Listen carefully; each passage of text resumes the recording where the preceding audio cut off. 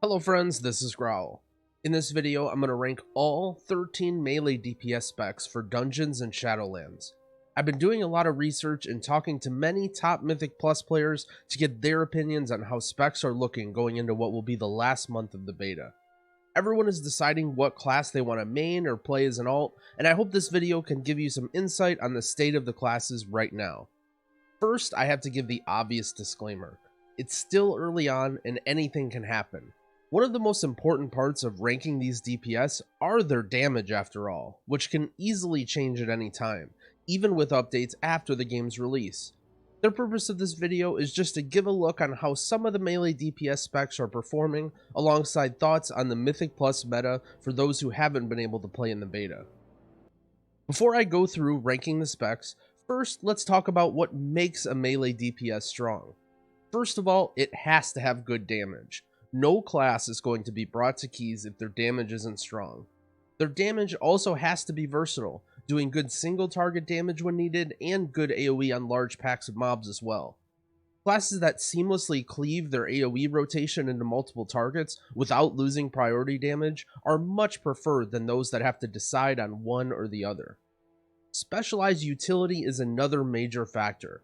When you think about melee DPS, you always expect them to have a short cooldown interrupt, a single target or AoE stun, some defensive abilities, and so on. Specialized utility is something that few or no other classes bring outside of the normal toolkit. It's important to note, we may not even know what specialized utility is most important yet. The way we're playing right now might not be the way the game is played later, and things like Paladin Blessing of Protection or Assassination Rogue Slows may be vital at some point in the future. This also applies to the entire meta. If people are only bringing 1 or 0 melee, then you're going to see a lot less melee DPS seem viable even though they're doing reasonable damage. Likewise, if comps of 2 or even 3 melee are preferred, then a lot of the melee DPS are going to be looking strong. I want to make a note on unpopular specs as well. Just because you are playing a spec that may be rated poorly or not meta, doesn't mean you need to just delete your character or reroll. Even if you might not see a spec at the highest level of keys, it will still be viable in high keys. These are keys way above the average, so you'll still have an opportunity to shine as any spec. There are people that only invite meta specs or whatever, but most everybody just enjoys teammates who are fun to play with, do good damage, and do everything they can to time the key. If you enjoy an unpopular spec, you can make it your personal goal to show that what you're doing is viable. It's much easier to be memorable as the enhancement shaman that owns, rather than rogue number 157. Now let's talk about my ranking system, which has changed up a bit from the previous videos. The S tier is reserved for specs that are extremely good and will likely be seen in the meta for the highest keys. The A tier are also strong specs, with good damage and utility, but not necessarily lock-ins. The B tier includes specs that are performing reasonably well, however they may have to fit into specific comps or situations to really shine. The C tier are specs that seem a bit undertuned, although they still bring something and have potential with the right balancing changes. The D tier are specs that just don't bring enough to Mythic Plus, and likely won't see much or any high key play unless their damage is significantly higher than all of the other specs. I'm going to go down the list of classes starting alphabetically. So first we have Death Knights. Although Death Knights bring pretty unique stuff like grip and anti-magic zone, I would say their utility ends up falling below most of the other melee specs right now. Although they aren't very mobile, they're a tanky plate class with a bunch of self-healing if necessary. I'm going to put Unholy Death Knights in the A tier. Unholy's specialty right now is heavy AoE burst damage, on a shorter cooldown than nearly any other spec. Their damage gets stronger the bigger the pull, increasing its overall AoE damage as well as its priority damage. Unholy has definitely been taken down a notch from BFA due to the smaller pulls and some target capping, so its strength got neutered just a bit. That being said, they still offer among the highest burst damage and AoE of any melee.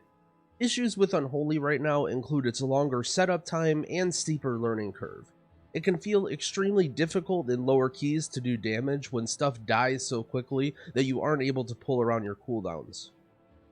Frost, on the other hand, we're putting a bit lower, in the B tier. Although it's weaker, it is a much simpler spec to play than Unholy with a very straightforward rotation. Frost has extremely strong burst AoE potential around Breath of Sindragosa and Frostworm's Fury, but weaker sustained damage, and falls off pretty quick with no cooldowns. This is especially noticeable in single target, where at least Unholy has Army of the Dead to provide additional single target damage during Bloodlust. Although Frost can do competitive damage to many other specs, I think it will see less play in the top keys as other classes can fill a similar role but slightly better utility. Next is Havoc Demon Hunter, which we are going to put alongside Unholy in the A tier.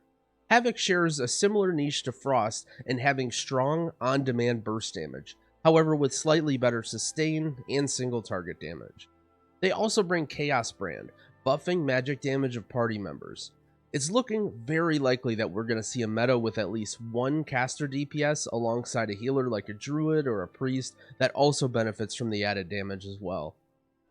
Havoc is one of two melee DPS classes that have an out-of-combat CC, meaning you can walk right by something and not be put in combat and forced to kill the pack. Although their defensive capabilities have gotten nerfed a bit via Blur and Blade Dance, they can still help stun and control mobs with Taunt because of their strong mobility. It's possible Havoc is a strong contender in keys, however I think this will rely on being paired with other strong magic damage casters, since their own damage isn't standout enough. Next we have Feral Druid, which I'm going to put in the C tier.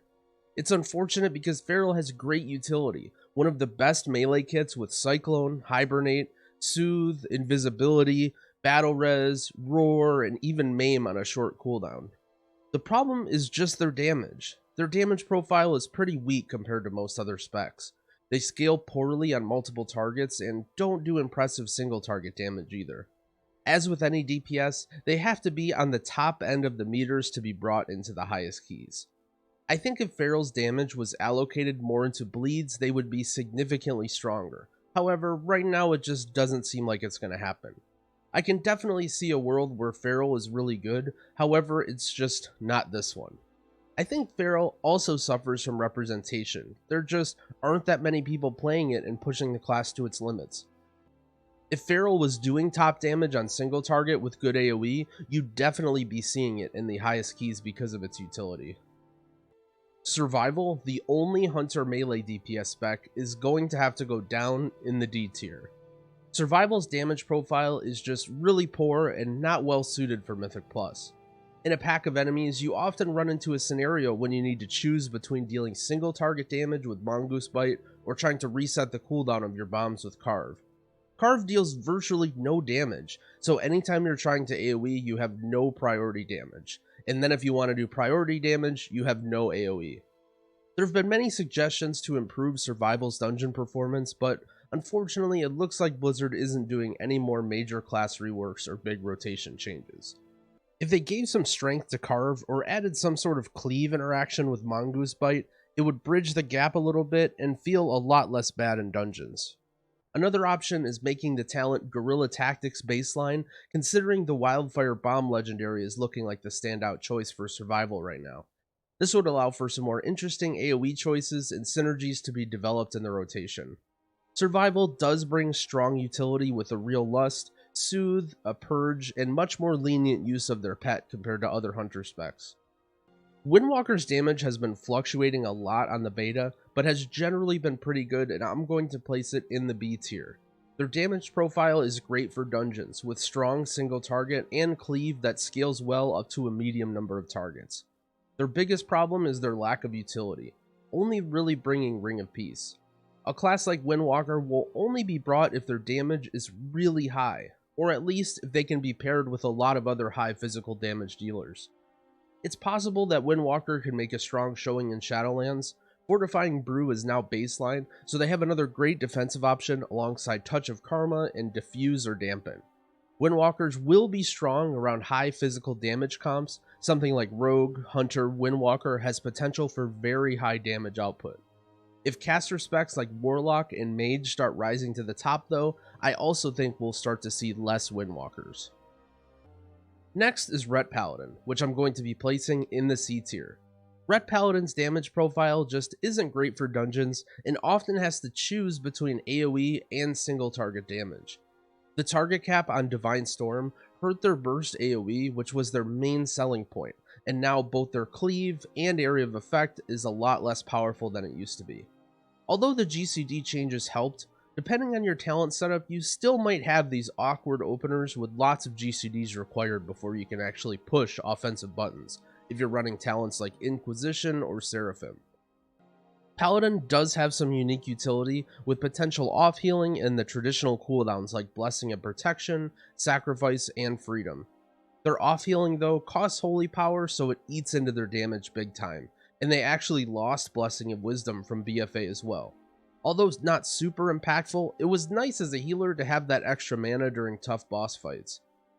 Paladin also has pretty weak defensives. Although they do have bubble, their mobility is slow and it'll be a difficult class to play with how melee unfriendly Shadowlands is shaping up to be. Rogues have the best utility of any class in Mythic Plus. The life of any other melee DPS is hard simply because it's always going to be compared to Rogue. Rogue is the only class that can get away with having moderate to low damage and high keys simply because of the large toolkit they bring. It really isn't just Shroud, but also their stuns, long lockout interrupt, invisibility, and tricks of the trade that put them in high demand for most of BFA, and that isn't looking like it's changing anytime soon. Assassination is the weakest looking rogue spec right now, and I'm still going to put it in the A tier due to its sheer amount of rogue utility. Assassination has the highest burst damage of all three rogue specs around their cooldowns, but their sustained damage falls off a bit.